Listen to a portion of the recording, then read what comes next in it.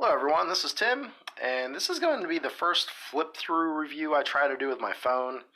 I apologize if it's kind of, too shaky or whatever. I'm trying to stabilize it. It's very low-tech. But this is going to be a quick little first impression / RPG review of Verse Dragons, which is a take on the Verse engine. And this uses a deck of playing cards. I like the cover here. You get the dragon over here, and this guy who's straddling this chasm. You can see some lava down there, and stuff's going on. But yeah, it's very evocative cover. It's also a non-standard size, and I want to call it a hinge, but the spine is on the left over there. It's very appealing. I got this from James Spawn, who sent it to me in a package. But the interesting thing about this game is that it only really has two stats. It has brains and muscles. So that reminded me of Lasers and Feelings and similar pretty rules-lite 1 or 2 page games. But this is a little bit more fleshed out. All right, just kind of go through here, see if I can do this and show you guys what's going on. So it definitely has black and white art, and they use a lot of public domain stuff. Fat Goblin Games is the company that produced it, from Rick Hershey. I'll just show you some stuff here. So this is kind of what you get when you look inside. Lots of black and white stuff. I noticed too that a lot of things kind of go off the edge. But yeah, just gonna flip through this real quick. Show you guys what you got. So you got knights in the corner up there, and just kind of flip through. It's pretty straightforward as far as how things go. It gets your character creation, and that's pretty simple. You basically have to decide if you want... there's no random dice rolling for your stats. It's either you get 4 in brains and 4 in muscles, or 5 and 3, or 3 and 5. That's how you figure out your attributes there. Class. Each class only has 1 special ability, so it's pretty rules-lite. It would actually be pretty easy to add the gimmicks that are later on in the chapter to add to these if you want to flesh out the classes a little bit more. But yeah, here's the gimmicks here. So gimmicks are Boons and Flaws from other systems. They're very similar. A lot of this is very narrativistic. It's not very crunchy in how things are applied. A lot of things too affect card draws and yeah, that sort of thing. So gimmicks. Again, I just love all the public domain art that they picked out for this. Toughness is your hit points, and everybody starts out with 10. If you get a special gimmick that makes you tougher, then you'll have more toughness points. There's things here for purchasing living space. Again, nice little public domain art there. The way that they do equipment is a little bit different. It's if you can kind of see here, it's from nothing all the way up to ace. So you can either just buy it straight up for 10 or 11 or 12 or 13 gold coins, or you can pull a card and then pay the difference in gold coins. And that's the same for other equipment and armor and so forth in here. This is a type of clothing and armor. Same thing, you can draw a card and then pay the difference in gold. The armor is interesting. It can be used for 1 session and block. I think light armor is 1, and then 2, 3 for up to heavy. But after that session, then it's damaged and it needs repaired. So there's some upkeep costs as far as that. Shields are very cool. This reminds me of Dragon Warriors, where you can block hits that would have hit you otherwise. If you draw a heart, it blocks it straight up. If it's a diamond or club, you basically reduce the damage by 1 or 2 if it's a small or large shield. And then for Spade, you reduce the damage, but it's the shield itself is basically destroyed, and you have to repair it. So there's weapons over here, and weapons basically do an amount of damage based on size. So it's either 1, 2, 3, or 4 damage, depending on how big the weapon is. And for the ranged weapons, I think this is the next page, it's basically you... there's a range, but the range is very narrative too. It's basically whatever you want a standard distance to be, and then they multiply that by times 3, times 4. So I don't know, you can say 30 feet and then multiply times 3 for a heavy crossbow. So it's kind of a little bit more fluid and flexible than say you're used to maybe with like OSR games. And there's special weapons. Each weapon has a special kind of quality too, so you need to look into how the weapon is described, what it can do, what special traits it has, and it'd be kind of fun to come up with your own stuff too. Same thing with other equipment, with how you get it. You can either draw a card and pay the difference, or just straight up pay what it's worth. Traits are basically just extra fluff for your character, so it's nothing really mechanical as far as that goes. Let's see here. Yeah, the core mechanic. So you have either 5, 4, or 3 in your 2 stats.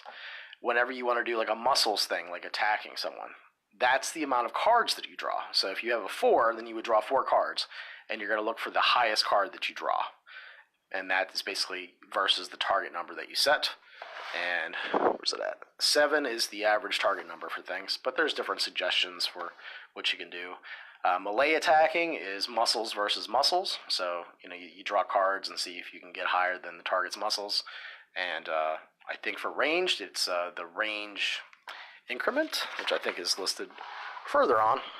Let's see here. Initiative is around the table. Turns are not set by time. It's basically whatever you want them to be, a minute, 2 seconds, 30 seconds. It's up to you. Yeah, here's the range distance, so the range value. It goes from 3 all the way up to king, so that's what you would have to get to hit something, depending on how far away it is. So, a little tricky there. It's basically either you go with your brains or you go with your muscles, so it's pretty straightforward. If something seems like one or the other, that's what you would do. Talks about pain. If you're basically down to like half your hit points, then you start getting deductions from your stats. You draw less cards, basically, which I like that. Healing is pretty much natural healing. There is some magic included and magic items, but they're not really emphasized. That's kind of like added, like optional rules. So that's pretty much the gist of it. 2 stats, you draw cards, you have hit points, you get deductions from your stats if you get hurt. Gold coins, silver coins are pretty much straight up. There's basically 10 silver coins for every gold coin. I think there's 10 copper for every silver. And then they get into optional stuff. So there's hazards and falling, water damage. I just love this art. And this is kind of what I mean with the layout. The art kind of goes right off to the edge of the page. But there's the page number there. It's just an interesting choice. I don't know if I would have done that. I think I would have kept some more white space. But by doing that, you have more information that's visible on the page. And I like the 3-column layout. It's nice and wide too. It reminds me of like the D&D rules cyclopedia. So it goes through information on NPCs, and there's not really much to them. They have some gimmicks, and then you have your 2 stats and toughness. Has a list of monsters. Look at this guy. Give me a kiss. This guy looks like he's taking a bath over here. But as you see, I just love the layout, how it's set up, how it's just set up on the page there. And we got some boggles. Those are fun. Cockatrice, I think. Yep, cockatrice. So it doesn't have a whole lot of stuff in here, but it gives you enough to go on. What's cool too is that I learned that there's lots of verse blank books out there, like Verse Monsters, Verse Stranger Things, that sort of thing. So if you like this setup with the cards, and it's pretty rules-lite, again, it's more narrative focused, and the rules themselves list lots of options, like, hey, if you don't like this, then do this, and if you don't think that's that great, then try something different. So, yeah, lots of flexibility as far as that goes. Look at these guys. What there? Come here, my pretty. Don't mind me, I'm kind of a goofball. So you got, your standard amount of monsters that you would expect. There is a section of magic here. Kind of goes through, it's mostly magic items. There's not a whole lot in here. It sort of has more of a do-it-yourself, well, here's some sample spells. If you really want to include these, do that. I think if I would run this, I would just basically use magic items as the sole source of magic. Which there? I'll get you, my pretty. But yeah, there's target values for casting spells, and it's basically the same system too, using brains instead. Here's some sample spells. You got like Eldritch Blast or Elemental Blast, Polymorph, Raise Dead, so forth. Gives you some ideas on game mastering and how basically how to run the game. It's pretty straightforward stuff that if you've already run a bunch of games, you're good to go on that. Again, just more art. I love things like that. Locations. You got cities.